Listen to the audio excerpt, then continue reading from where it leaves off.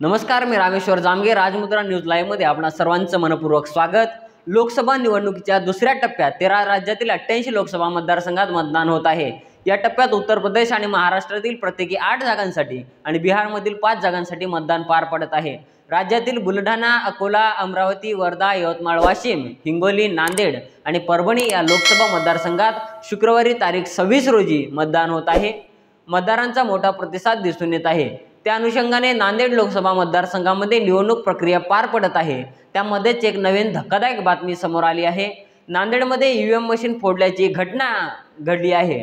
नांदेड जिल्ह्यातील बिलोली तालुक्यातील रामतीर्थ येथील मतदान केंद्रावर एका युवकाने कुऱ्हाडीने चक्क ईव्हीएम मशीन फोडल्याची धक्कादायक प्रकार घडल्याची माहिती समोर आली आहे. यामुळे एकच खळबळ उडाली आहे. महाराष्ट्रातील 8 मतदारसंघात मतदान सुरू आहे.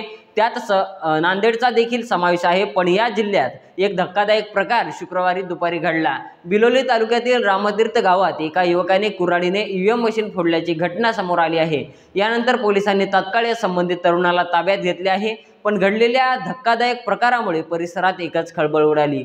तसेच मतदान केंद्रावरील सुरक्षिततेवर प्रश्नचिन्ह निर्माण करण्यात येत आहे. कृत्य करणाऱ्या तरुणाचं नाव भैयासाहेब येडके आहे. ईव्हीएम फोडण्याचे कारण अद्याप अस्पष्ट आहे. पोलिसांनी त्याला ताब्यात घेतले असून पुढील तपास पोलीस करत आहेत. राजमुद्रा न्यूज लाईव्हचे असेच अधिक अपडेट पाहण्यासाठी राजमुद्रा न्यूज लाईव्हला सबस्क्राईब करा आणि तुमची मतं आम्हाला कमेंटच्या माध्यमातून कळवा. धन्यवाद. मनोरंजनाचं प्रबोधन, करमणुकीचं उद्बोधन, बातमी अचूक, माहिती बिनचूक. पाहत रहा राजमुद्रा न्यूज लाईव्ह.